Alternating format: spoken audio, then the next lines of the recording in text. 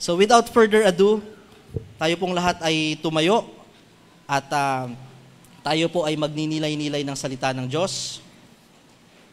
Turn your Bible in the book of John, chapter 10, verse 10. John, chapter 10, verse 10. Just one verse this morning.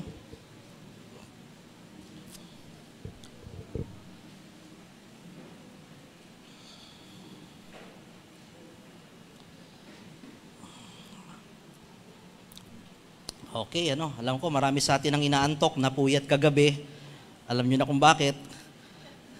At marami din naman ang talagang malamig ang ating panahon. Pero nawa ay we present our body a living sacrifice this morning. And let us ready our heart and our mind to cater the word of God. John chapter 10 verse 10, the Bible says, "The thief cometh not, but for to steal and to kill and to destroy. I," or Jesus, "come that they might have life, and that they might have it more abundantly." Ang pamagat ng ating pag-aaral sa umagang ito, madalas nating sinasabi, pero minsan hindi natin nabibigyan ng mas malalim na pagpapahalaga, the gift of life. Ang regalo ng buhay.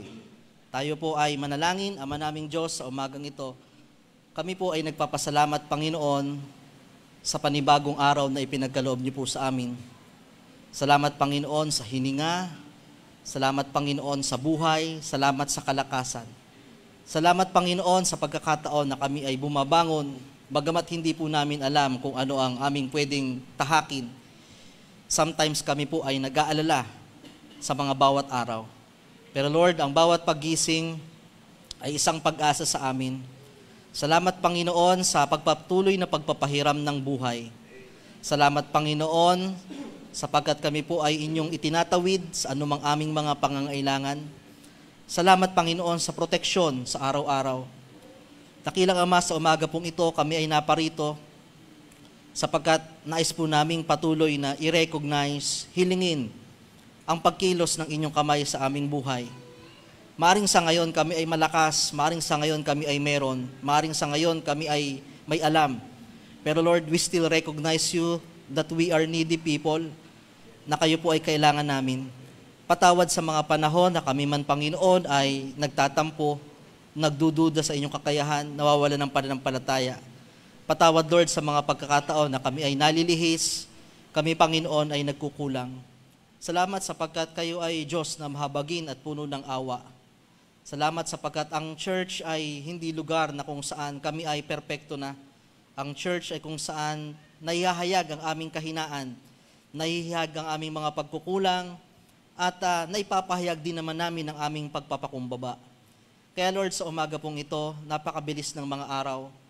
Salamat, Panginoon, sapagkat hindi man lahat ng aming panalangin ay nasagot, hindi man lahat ng aming mga pangarap ay nandyan na. Pero Lord, sa bawat araw na inyong pinagkakaloob, ito po'y nagbibigay sa amin ng pag-asa.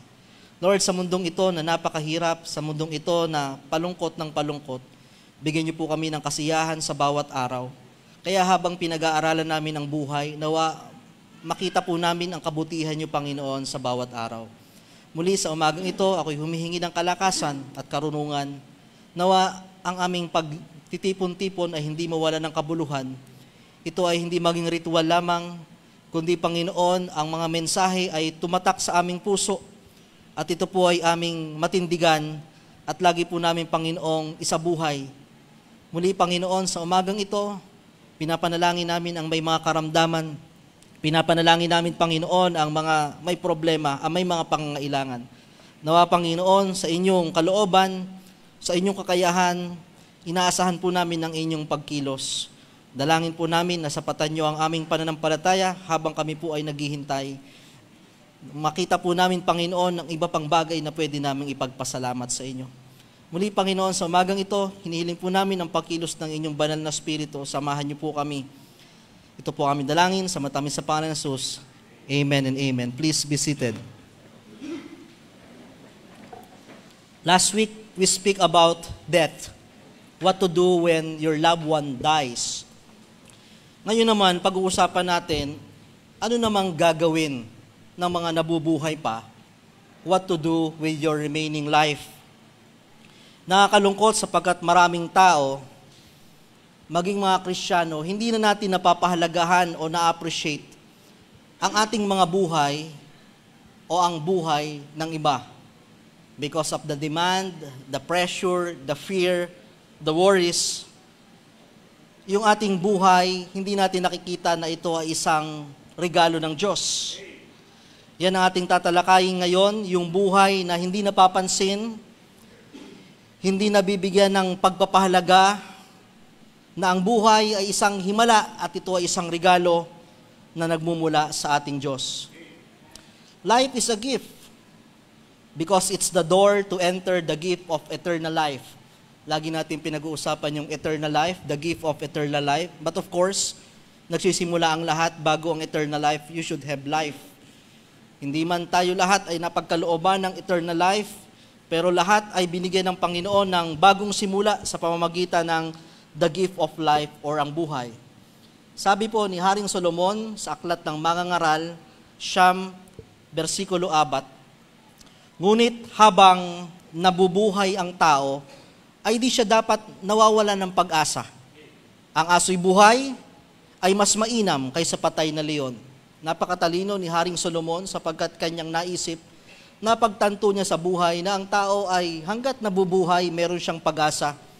At mas mainam pa daw, mas mabuti pa yung kahit siya ay aso lamang pero buhay, kaysa naman sa leon na napakalakas ngunit siya ay patay, sapagkat napakahalaga na tayo ay meron pang buhay.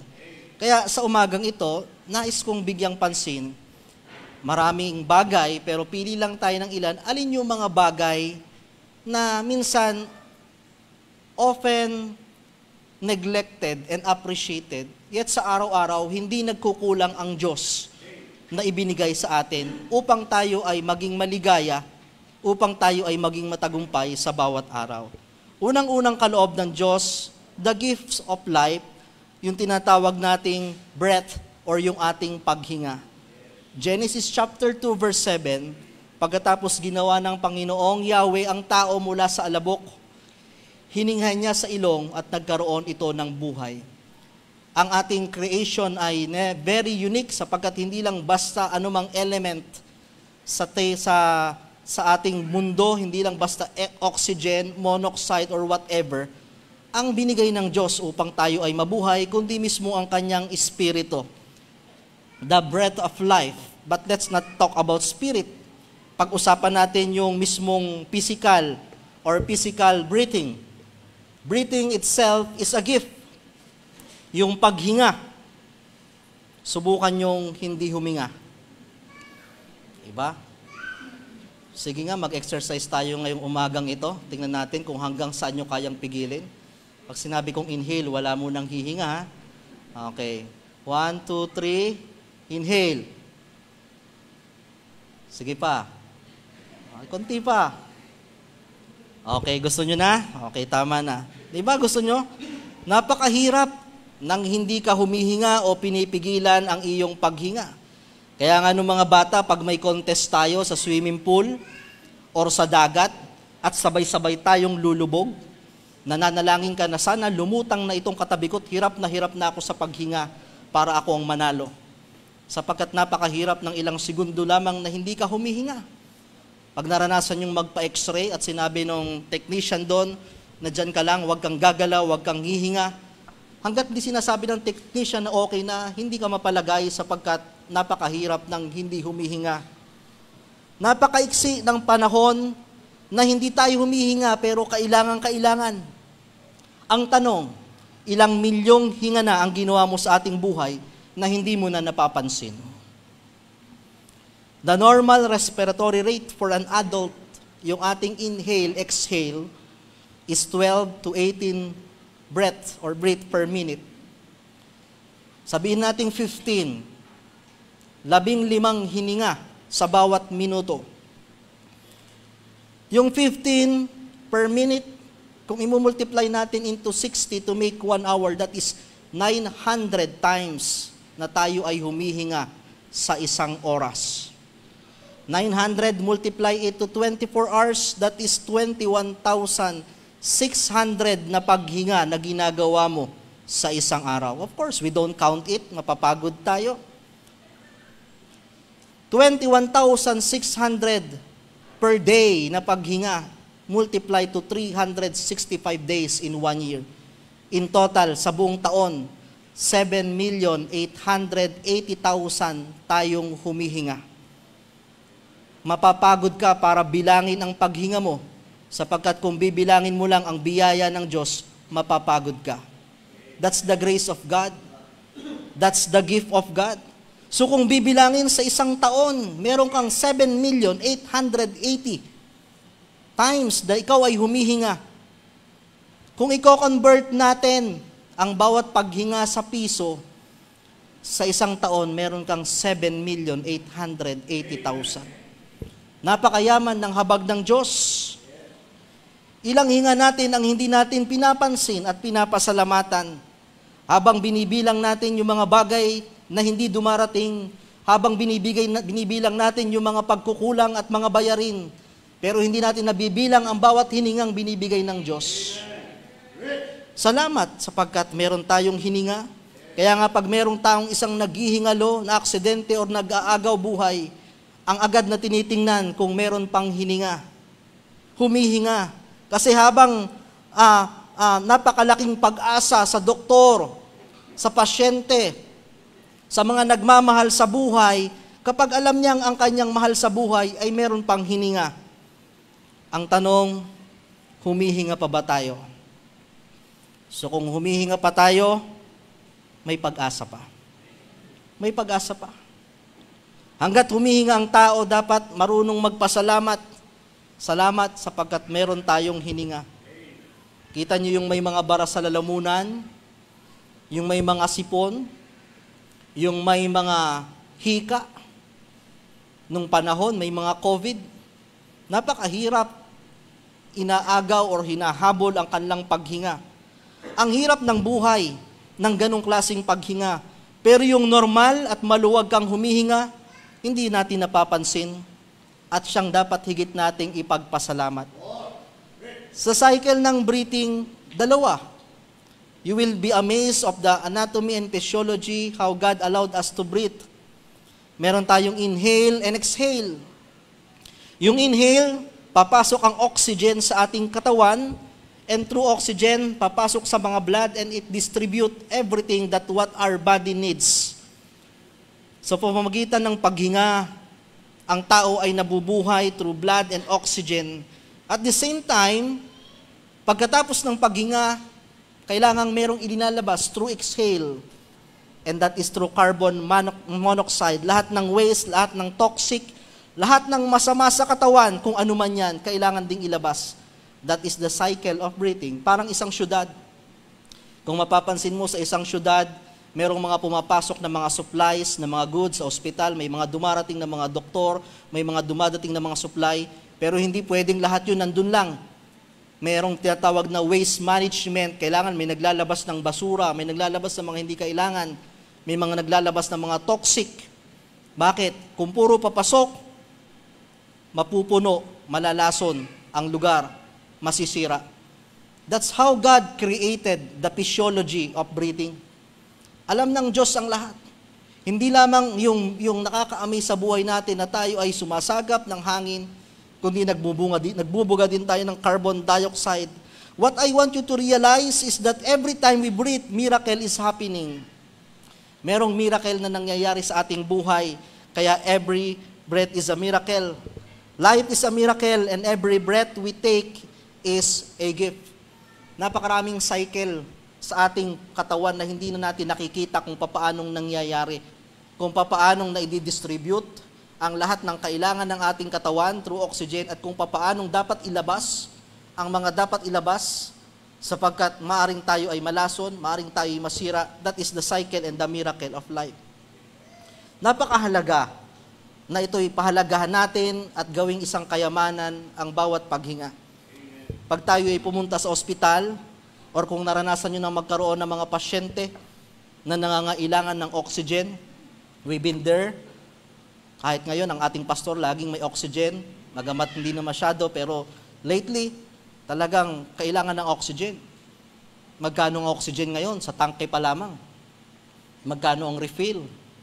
800, 1,000 a day. Depende sa consumption mo, pero kayang ubusin ang isang malaking tangke sa isang araw. Depende sa pressure, lalo't nahihirapan kang huminga. 1,000 a day. Ramdam na ramdam mo pag mayroon kang pasyenteng ganun, gaano kahalaga ang hininga. Just try to imagine, if you will spend 1,000 a day, 365 a day, a year, that is equivalent to 365 pesos na dapat mong bayaran sa paghinga. Wala kang ang pera, pero aanhin mo naman yung meron kang 365 pesos, ipambibili mo lamang ng oxygen para ka huminga. So kung wala ka ng mga bagay na yon na binabayaran at binibili at kailangan para mabuhay, maraming bagay na pwedeng ipagpasalamat sa Diyos. Bawat paghinga ay ating pagpasalamat sa Diyos. You see how often neglected and appreciated ang mga hinga na galing sa Diyos. Enjoy breathing. Hindi natin na-appreciate. Isa yan sa pinakakailangan ng tao. Hindi nyo ba nare-realize? Isa sa pinakang kailangan ng tao, yes, we need food, yes, we need shelter, yes, we need transportation. Maraming kailangan ng tao, kailangan ng bigas, kailangan ng mga ganito. Pero hindi nyo ba na-appreciate? Isa sa pinakang kailangan ng tao para mabuhay, ibinigay ng Diyos na libre.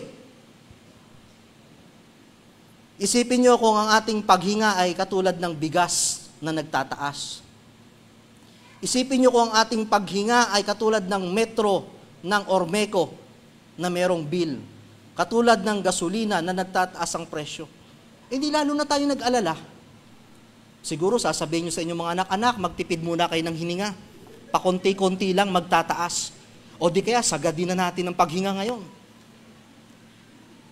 Ang daming necessities, ang daming needs. Pero lahat ng yon, kinukonsume natin, binibili natin, pinaghihirapan natin, pero pwede kang mabuhay ng ilan sa mga wala ng yon. Pero yung isang bagay na hindi ka pwedeng mabuhay, ang hininga, binigay ng Diyos ng libre.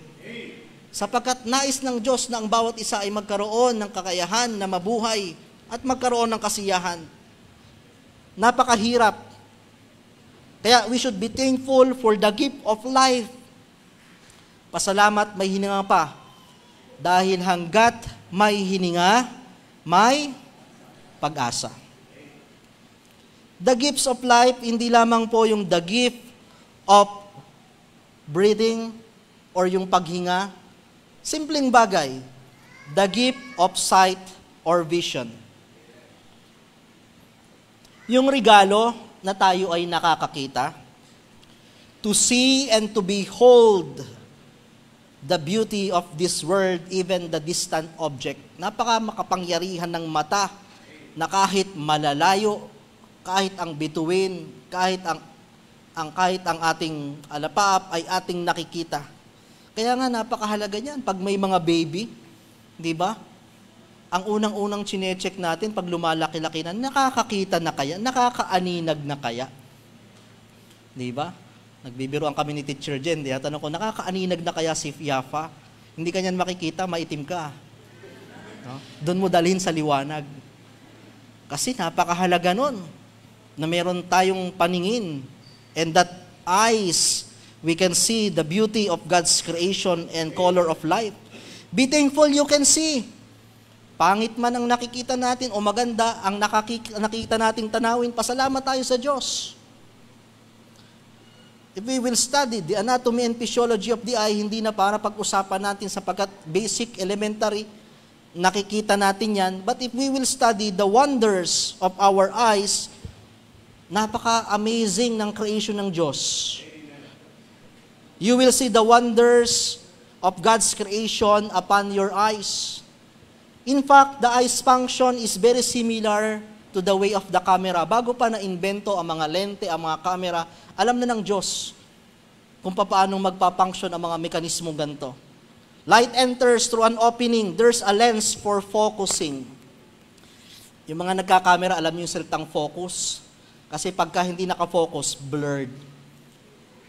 So merong lente ang ating camera, ang ating mata na kung saan nakikita natin yung sharpness, yung boldness, hindi blurred. Maliwanag na nakikita natin ang bawat bagay. A light-sensitive membrane at the back. Meron siyang di ba Kuya OG? Meron siyang sariling ISO, shutter speed. Kasi pag pumasok ang liwanag sa atin, sa dami niyang liwanag na yan, sa dami tumingin ka sa araw, di ba? Ang makikita mo, puro brightness, puro exposure. Pero meron siyang membrane na nagko-control. Ito lamang yung tamang kulay para hindi ka masilaw. Napakaliit ng mata para tanggapin ang liwanag ng araw. Napakaliit ng mata para pwede tayong mabulag. Pero ang Diyos naglagay ng lente upang maliwanag nating makita.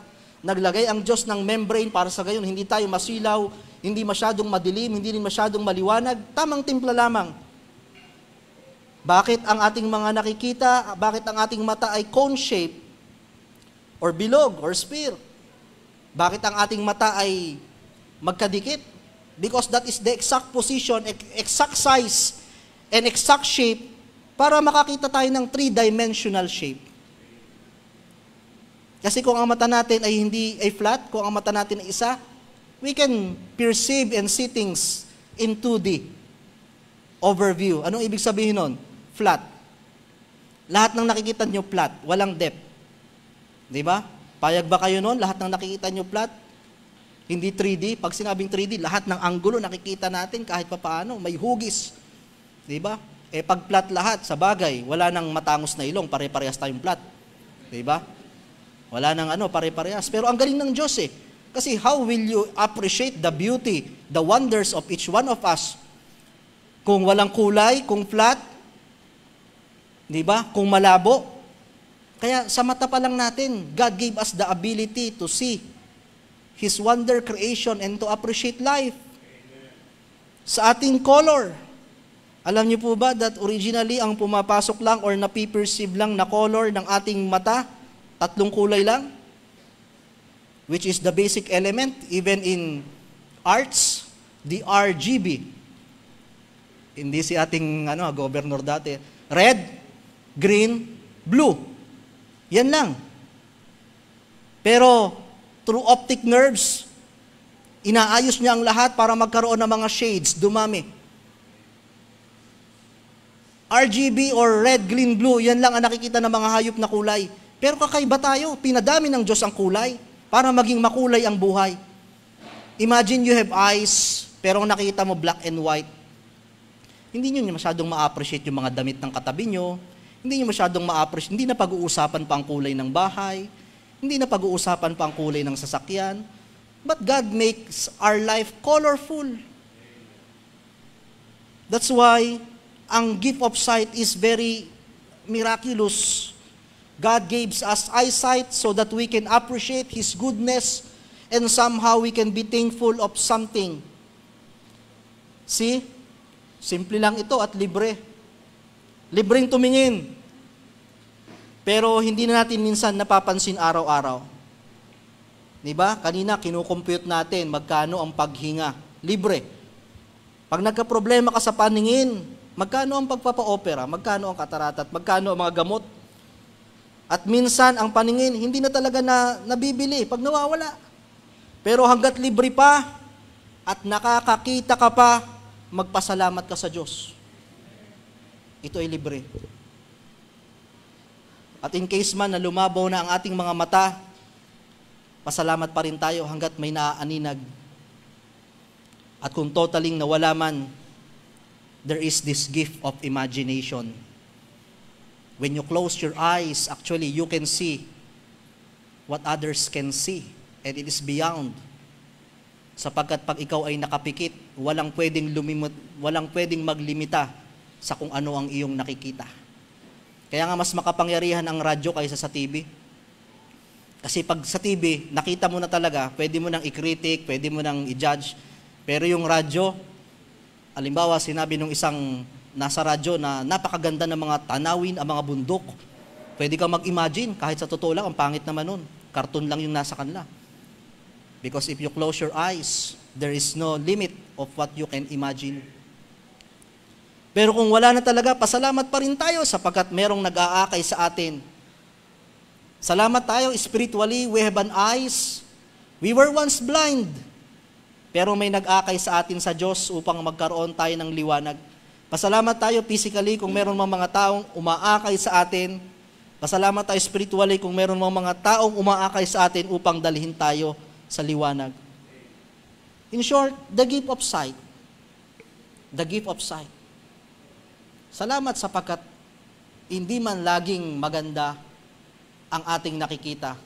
Pero laging ang Diyos merong bagay na ipinapakita. Just to see how God made each organ and system of our body, you will appreciate the goodness of God.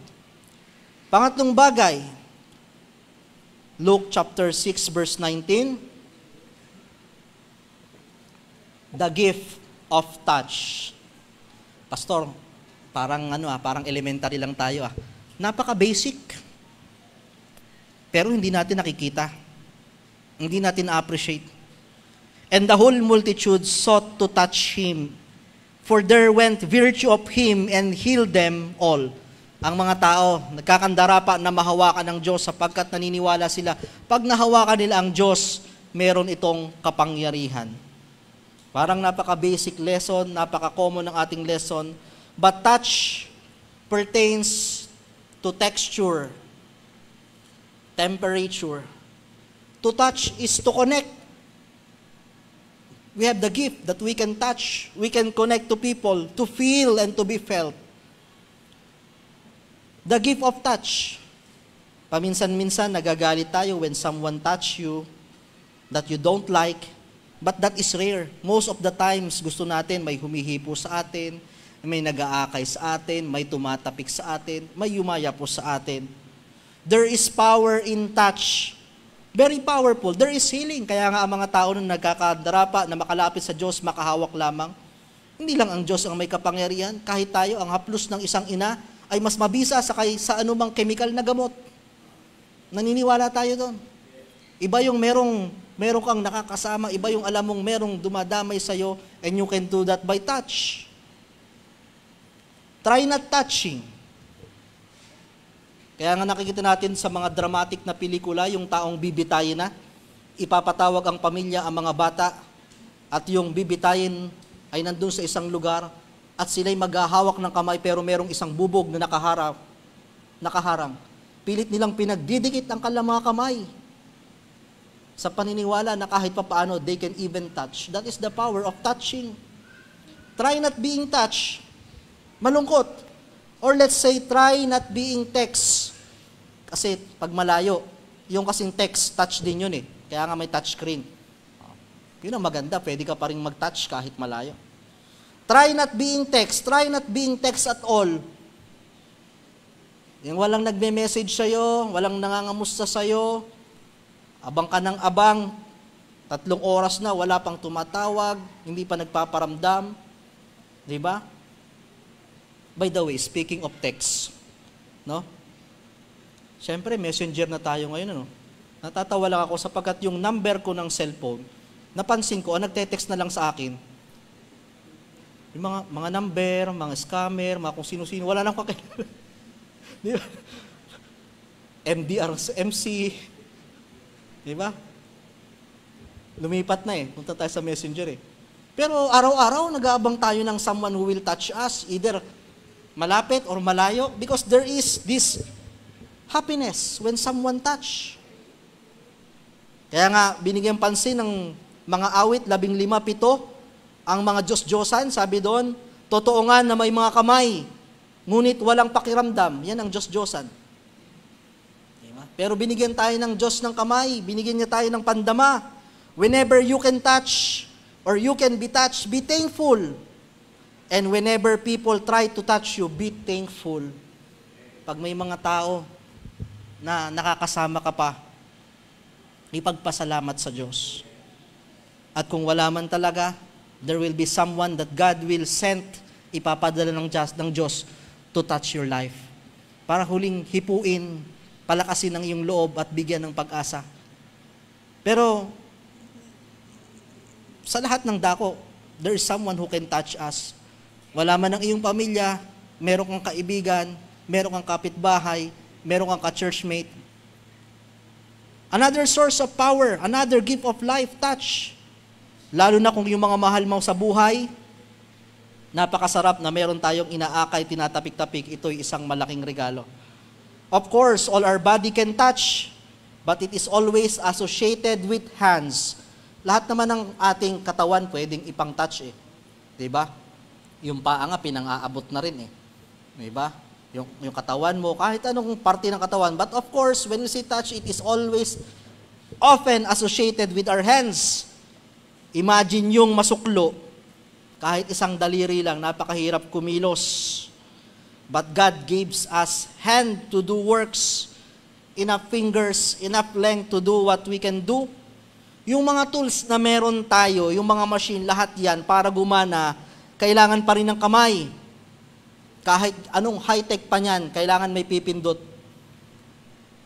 But we try to afford those things. Binabayaran natin. Di ba? Pero yung kamay that do everything works in this world, libreng binigay ng Diyos. A very powerful tool, more than any machine. Sapagkat lahat ng machine, tumakbo din lang at nagawa dahil ng kamay. That's how God provided everything para ang tao ay mabuhay. Pero yung most powerful na meron tayo to work our hands, ito ay libre, so we should be grateful. If you can touch, may kamay ka pa na pwedeng kumilos, pagpalagay na mahina na, pero meron ka pang pwedeng mga makutingting, meron ka pang pwedeng magawa, you can still work. Another libre at regalo ng buhay sa atin, the gift of touch. Another one, na regalo ng Diyos sa atin, the gift of taste. Okay, alam nyo na yung mga susunod The gift of taste. Hindi lang natin napapahalagaan. Job 12:11, nalalasahan ng dila ang mga pagkain. Naririnig ng tainga ang mga salitang dumarating.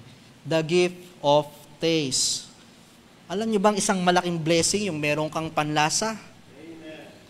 To benefit from its good taste and to give signal for the warning of taste. Hindi lang blessing yung nakakalasa ka ng masarap. Alam niyo bang blessing din yung nalalasahan mo pag pangit? Because it gives warning and signal to your body. Kaya nga pag may panis, hindi natin kinakain. Diba? Rene-reject ng ating katawan. Kaya nga pag sobrang alat, sobrang pait, sobrang anghang, because our body, our taste, our tongue, God gives the ability to appreciate what should be appreciated and to reject what is not needed in our body. Imagine if wala tayong panlasa, you cannot determine what is good and bad to your body. But God gave taste for flavor to give color and happiness to our life. Imagine kung wala tayong panlasa, pare-parehas ang lasa ng lahat ng pagkain, hindi walang buhay, walang gana. Kahit anong gawin mo na lang dyan, kahit imekos-mekos mo na lang yan, wala rin naman lasa yan. Pero binigyan ng Diyos tayo ng panlasa. Kasi ang boring.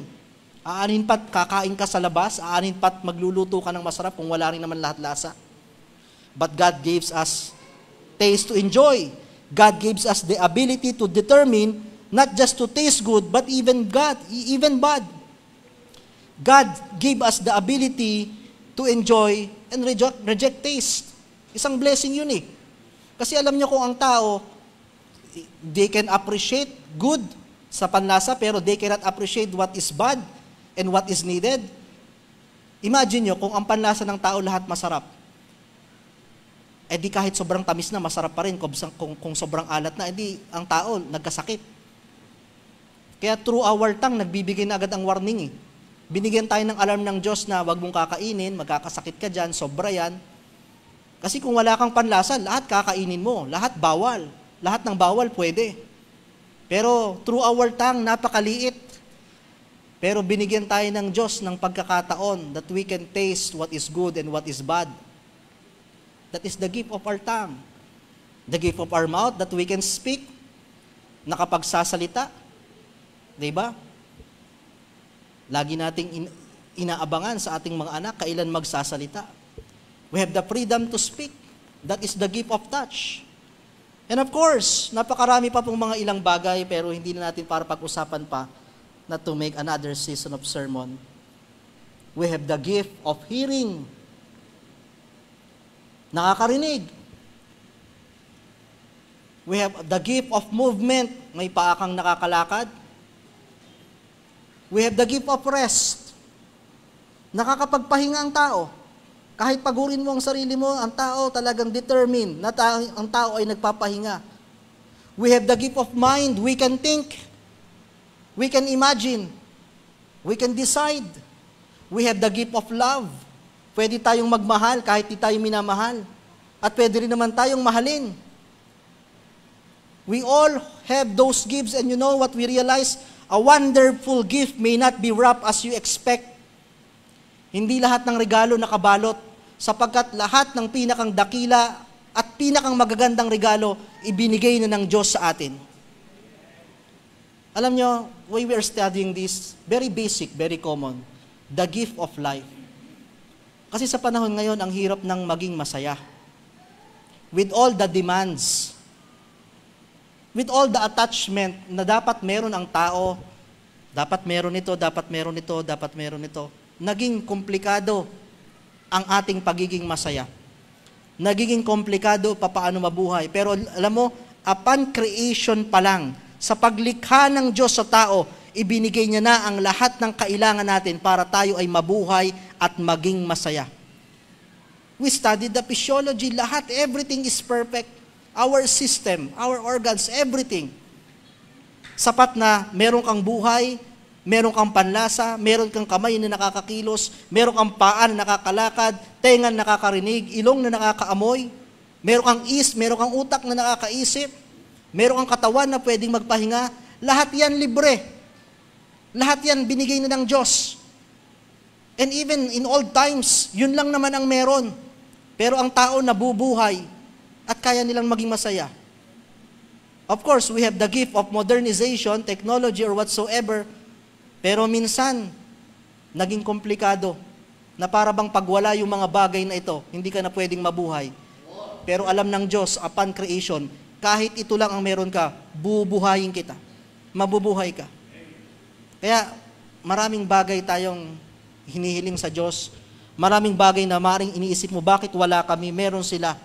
Pero hindi nagkulang ang Diyos because there is the gift of life.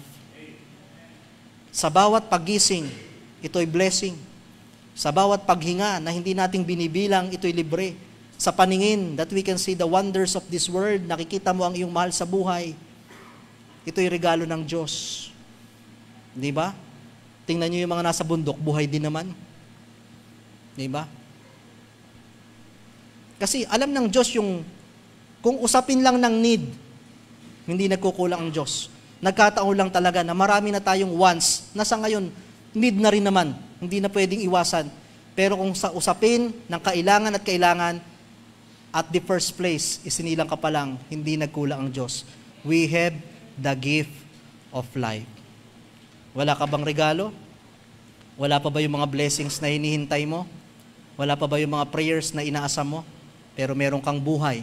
That's why ang bawat araw ay regalo at himala ng Diyos.